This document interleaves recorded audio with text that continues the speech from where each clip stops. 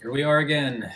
Another year done and another top 10 list. As a reminder for anyone who's not familiar with the top 10 lists that I do, these are for the top 10 with some honorable mentions and stuff, figures that I acquired for the first time this year. Doesn't necessarily have to be stuff that came out this year. That said, a lot of the stuff that I have in front of me off camera that you can't see did come out this year. So it kind of works out anyway. But yeah, there are going to be some things on here that have been out before 2022, but I didn't get them until 2022. Or at the very least, I didn't get them until after I cut off 2021's favorite figures list. So one or two of these I may have actually gotten at the tail end of 2021, but it was after I cut off the list for that year, so it's counting towards 2022.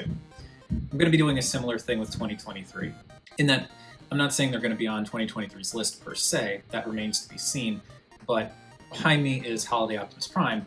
He showed up today. I finalized this list a couple of days ago, so Holiday Optimus Prime is not going to be eligible for 2022, he will be eligible for 2023, if that makes sense. As for any ground rules with the stuff that I've picked out, it was a big, very big initial list of bots this year. I mean, like, after I took out the ones that I was like, I don't know, it was still over 30. So to narrow it down further, I started picking out stuff that I previously owned in one form or another. So for example, as much as I love Velocitron Blur, I got the Studio Series Blur mold in 2021. So that technically doesn't count for this list because I used to own a version of that mold before this year. Hopefully that all makes sense. I do have, because I like to contradict myself, I do have one exception in terms of a mold that I had before 2022, but I will explain why that's an exception when I get to it. And I think it's a valid reason to make an exception. I mean, really, it's my list. I can do whatever I want, so any decision I make is valid, but you all know what I mean. So with that in mind, let's just go straight on into it. So I'm going to start with the runners-up, and these are the figures that I really wanted to put in the list and in the honorable mentions. I mean, really all of these figures that I talked about having to narrow it down, I wanted to include so many more, but the runners-up are basically just a little bit below where I would put the honorable mentions. And there are, of course, plenty of great figures that are outside of the runners-up that aren't even going to be in this video. So keep that in mind. All of these figures are great and wonderful, and I really, really like them. But I had to tier the list in some way, right?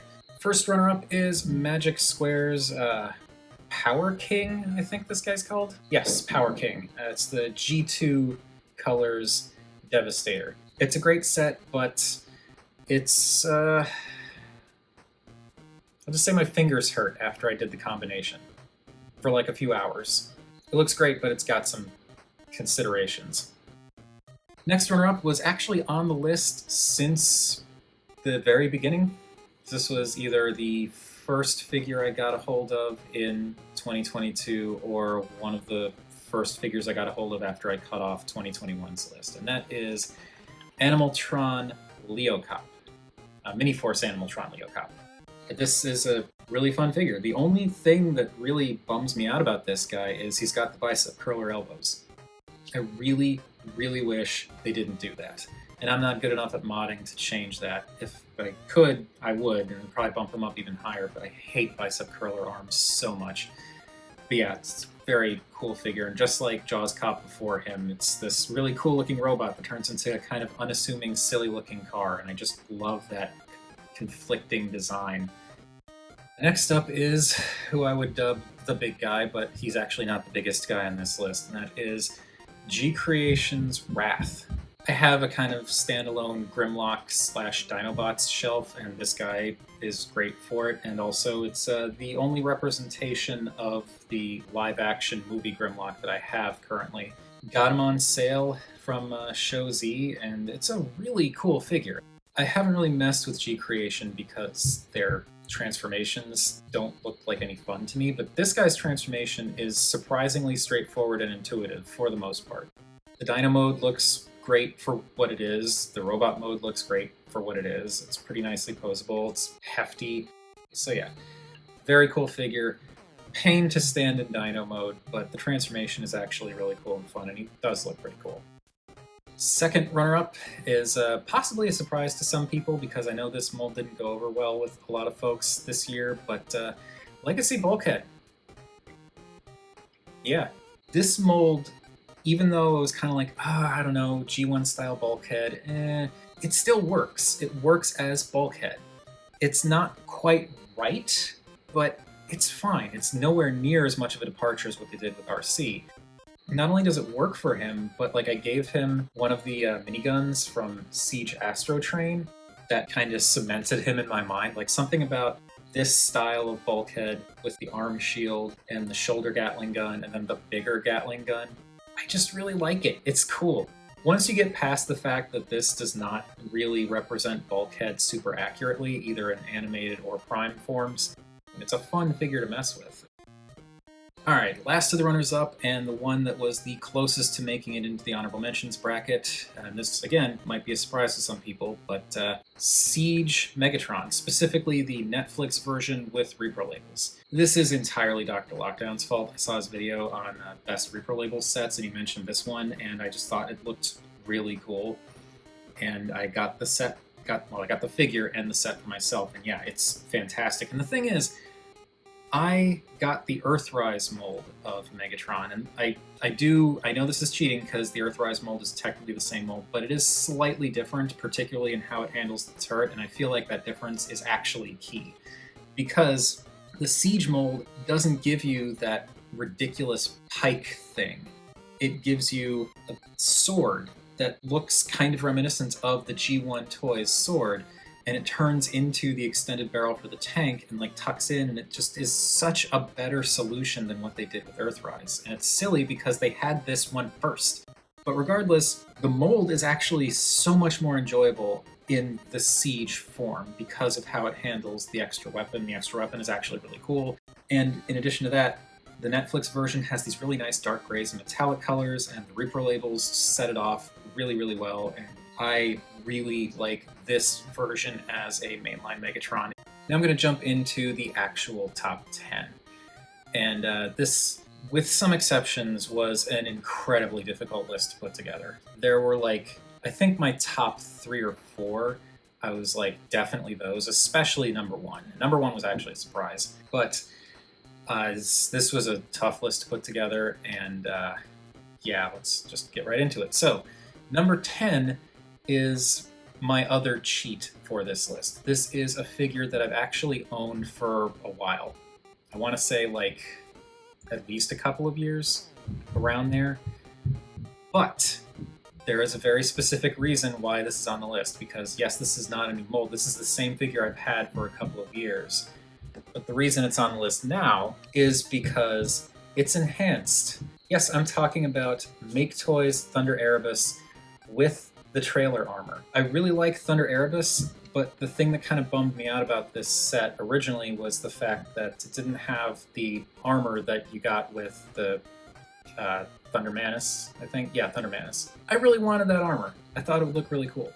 And I lamented the fact that Make Toys never actually made armor for Thunder Erebus. Then I saw that they did, and I saw on TFW like earlier this year that, hey, there's armor for Thunder Erebus, but it's limited edition. It's like only convention exclusive type thing or something like that. And by the time I saw this existed, it had already sold out. I'd missed my window and was really not too pleased about that. Clearly, things worked out. And yeah, I can't say it makes Thunder Erebus perfect or the best version he can be, but like this is something I'd been wanting for this figure for a very long time, and they finally made it, and I finally got it, and it beefs him up so nicely, and it just makes me so happy to finally have an armored up Thunder Erebus. So that's why he's on the list, because the armor I got this year, and it does definitely make a difference for this figure. Number 9 is kind of a tricky one, because I don't physically have it in hand right now. Number 9 is TFC Toys Hercules. I'll just put up a picture so you can see what I'm talking about. This is on the list because I did have it earlier this year. I got it for the first time earlier this year, and I sold the set off. I honestly couldn't tell you why. I think I was just thinking I need more space, I need a little bit more cash. And this was before I embraced the idea of having multiples of the same figure or same set. Not like multiple figures, but multiple representations of the same character, but like completely different figures. And I got rid of Hercules before really fully embracing that, and I was thinking, well, I've got the Jin Bao Devastator, Hercules takes up a lot of space. Not as much as Jin Bao Devastator, obviously, but I thought, I'll just get rid of it. And I regretted it immediately, and was really mad at myself for doing that, and had been on the lookout for getting a replacement Hercules ever since, because that set is just a lot of fun. And it's a really important piece of third-party transforming toys history, but just as a set, it's still a lot of fun for what it is. And I really, really like that set, and I hated that I got rid of it. So I do have one that I've gotten. I found one on eBay for a pretty decent price, and I ordered it. It hasn't shipped yet. Hopefully I'm not going to get stiffed on that, but my goal is to eventually track, like even if they do stiff me on it and I have to get my money back, then I'm going to get Hercules back. I just wanted to put that on the list because it should have been, like I should have kept it, and if I did keep it, it would have been on the list.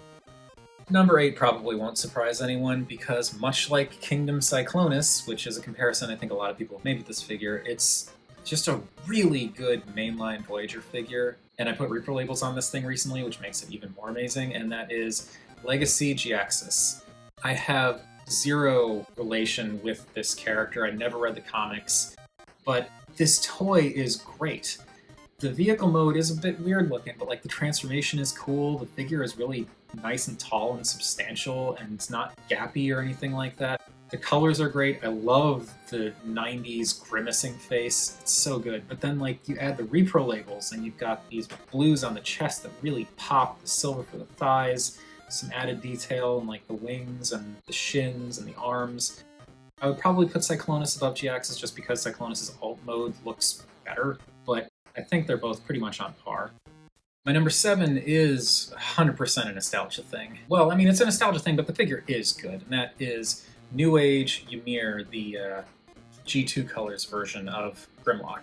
This figure is cool. The transformation is really interesting. They do some really interesting different things in a few places. I mean, it's for the most part typical Grimlock in a lot of ways, but there are some interesting transformation tricks in here. And in addition to that, it's G2 Grimlock. This was the Grimlock I used to own as a kid. I never had the original G1 Grimlock. I always wanted it because Robot T-Rex, and I was a dino nerd when I was a kid. But I got G2 Grimlock. So this, well not this, but you know, the blue Grimlock was my Grimlock.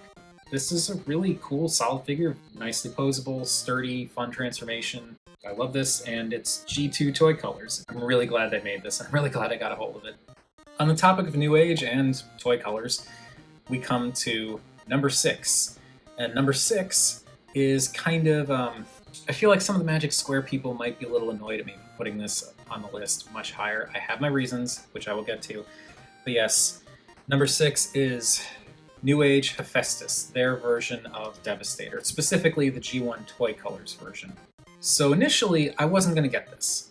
I thought the 3/4 of the combined mode just being a skeleton that you slap the construction vehicles onto, I thought that was kind of bad.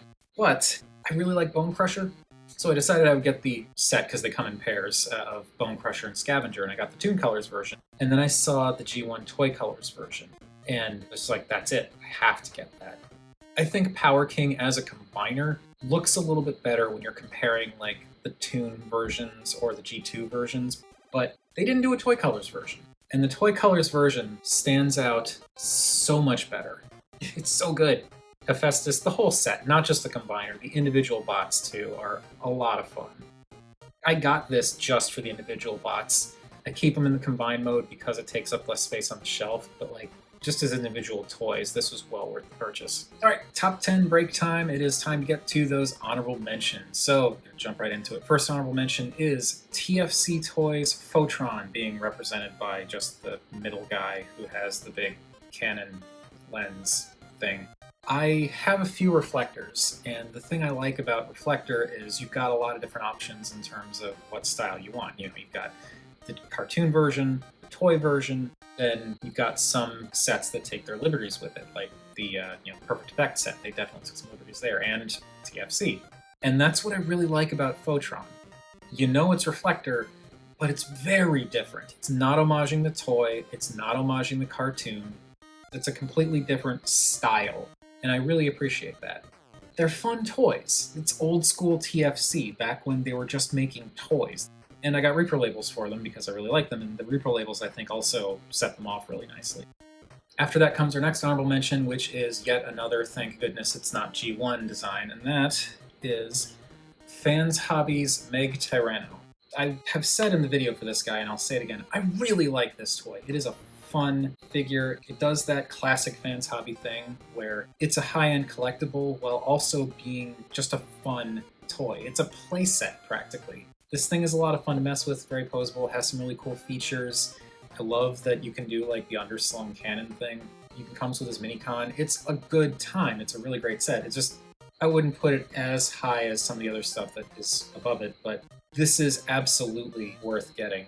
I have zero connection to Armada, but just as a toy, as a figure, as a collectible item, this is great.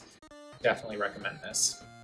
Moving on to honorable mention number 3, and this is technically a cheat because it's 2 figures and not 1, but it's my list and I can do what I want. That is DX9's Giuliano, or Drag Strip, because they actually put Drag Strip on the box, and Montana. I had my reservations about Montana at first, and I'll get into why in a second, but they look so good. They have definitely made some compromises, particularly around the arms in both cases, weirdly, but they're really neat figures. They look great together. They look great with Fans Toys Road King, the Fans Toys version of Motormaster that I have, and the transformations are really clever and interesting. In Montana's case, the only thing that I wasn't really a fan of is these bits on the sides of the arms. Those do click in, and they clean up the profile slightly, but I don't like those because they're kind of a pain to click back out when you're going into vehicle mode. But then I realized I just don't click them in, and transformation becomes so much more manageable and enjoyable. I have no interest in the other DX9 Stunticons, but these two make me very happy. Alright, we're getting down to it. Honorable mention number 2 is something I never really expected to see, and that is an actually good figure of Transformers Prime Arachnid. This is APC Toys Night Countess. APC has been doing a lot of knockoffs of Transformers Prime figures, and thank goodness for that, because some of those figures are really hard to get a hold of. Better colors, better paint, cheaper, yes please. This, though, entirely new figure. This is its own thing. It's surprisingly simple for what it pulls off, but it's really cool. It's nicely posable. It's got some limitations, especially I'm not fond of how the shoulders don't like to stay pegged in most of the time, but it looks really cool. She comes with the extended spider legs, but she also has the regular legs so you can like use just the helicopter blades or unpeg and pose them a little bit. This thing looks so freaking cool, and it also looks really good as a helicopter too. And I mean, obviously the robot mode looks way better. Very happy this came out. And the final honorable mention goes to a figure that I got earlier on this year and had some mixed feelings about for a little while, but I really came around on it because once you kind of get the hang of the transformation, it's really not that bad. A little bit more complex than your standard, say, Movie Masterpiece style figure or something like that, but nothing unmanageable once you kind of learn the particulars and figure out the best order to approach things in. And you end up with a really amazing looking robot, and vehicle mode, it's okay. I mean, obviously some compromises have to be made because of the transformation and how complex it is, but I feel like I can't really argue with what we get, because what we get is Cyber Era's oversized Bumblebee. This is it's an oversized knockoff of, I forget the name of the company. I'll put it at the bottom of the screen there, but oversized KO. The original figure, I thought that battle damage didn't really look that great, but this, like the combination of paying attention to the forums before starting to mess with it and knowing like what joints to loosen and stuff like that definitely helps, but like having it bigger makes the transformation a lot less fiddly, and I really like what we get. This does not look like it transforms, and it does, and it's incredible. I definitely wouldn't mind if the transformation was a little bit easier, but again, it's manageable, it's fine. Sometimes I see photos of this thing in the 3A Deluxe Bumblebee, and it's like, which one's which? Clearly, when you really start analyzing it, you can tell, but this is a really nice figure that's definitely got its problems, but I love this thing. All right, in the home stretch, back to top 10, number 5. And you might start to notice, especially as we get towards the end of the list here, that there have been multiple representations of the same character on more than one occasion. Like I said, I started embracing the idea of getting more than one figure representing the same character, but like completely different figures, so they all kind of do their own thing. One of the characters that I did that with this year was Devastator. So in addition to New Age and Magic Square, there is also Mastermaid's version of Devastator. This fellow is called Demolisher, and he is in G2 colors, as you can see. And I really, really like this set. I did not, like, I really wanted it, but like, I did not expect to be as enamored with it as I ended up being. Partially because of the weird parts forming, like the entire arm is like a separate piece and Bone Crusher and Scavenger just kind of stick to it. The head is a separate piece, it does not store on hook. And also the chest plate, that doesn't really go anywhere for the non-combined modes. But even with the parts forming problems, I actually like this set a lot. Not just because it's a really different take on Devastator, but it's also the fact that the engineering on this set is actually really interesting. I'm not going to go into too much detail because this video is going on long enough as it is, but Hook's head just kind of folds down and then the chest plate goes over it and hides it. Longhaul's head, his robot mode head, unfolds and twists around to become the front bumper of the vehicle mode. There is some really wild stuff happening with these transformations. It's one of those things where I got it, put it on the shelf after a bit, and like every time I look at it, it just makes me smile. Number 4 is another twofer, though this entry might not be too much of a surprise because it's Studio Series Bumblebee movie Ratchet with repro labels, because I just really like this figure. I said as much in the video, but I really like this figure, and now that I've got the repro labels on it, it looks fantastic.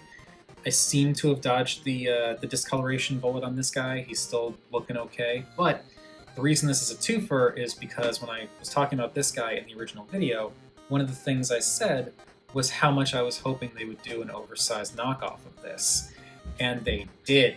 And now I've got both of these guys, and I'm keeping both of them. They re-engineered it slightly, but nothing like too fancy or anything like that. But I also really love this. The scales are different, the aesthetics are a little bit different when you've got the repro labels on this guy. Like, the bits that they decided to color with these stickers are not quite the same as what they did here. And as I said in the video, I just really like the core mold for Bumblebee Movie Ratchet. It's fun to mess around with, and it looks cool in both modes. When I saw they were finally making an oversized knockoff of this figure, it's like, I have to get it because that's something I legitimately was like, I want that. It's kind of like a combination of just the core figure being great on its own and also wish fulfillment. Almost there, okay. Number 3 is the actual big guy of the year. Not Tobot Combiner big, but still pretty big. And that is Monocrat's Megatank. Again, in the video for this guy, I said I adore this figure. Also, I got his sword out of the box because it's just cool and it homages the G1 toy, and I just think it's neat. This figure is so much more than I even, I guess, hoped it would be. It's definitely not cheap, but like, it's huge, it's substantial, it's got a really nice kind of weathered paint scheme on it. The transformation is really interesting and does some clever stuff. It's got really nice posability. I suppose a little disappointing, but it looks great. The transformation is really cool and interesting, and it's just a really neat Megatron, where it clearly evokes G1 Megatron in a lot of ways, but also evokes the style of the live-action Bumblebee movie. If you're into Megatrons and you got the room for this guy, I would highly recommend him. And also if you have the means, obviously. This figure's just so good. While we're on the subject of this figure is just great, Beast Wars 10th Anniversary Megatron. I did a lot of gushing about this figure in the video, but this is great. It is absolutely limited. It's got its issues because it's a much older toy, and I had to do some work on this guy when I first got him, but the combination of being an older toy that's chunkier, maybe a little creaky, but in an almost like nostalgic and satisfying way, and has some interesting gimmicks even if they don't all land. It feels like a toy, like a fun, gimmicky toy. But in addition to that, it's this amazing deco that head sculpt is still miraculous. I know it's not 100% perfect to the cartoon, but it looks so good and it's got so much personality. And this guy was just such a surprise when I got him. Something like this is the version to get. Before I get into number one, I should say, unfortunately, because of various circumstances, I was not able to make a video on everything in this list this year. I'm sorry about that. I really wanted to be able to do that, but it just didn't work out. The reason I bring this up is because not only are there a lot of figures in this list that I don't have videos for, but the number one figure does not have a video either.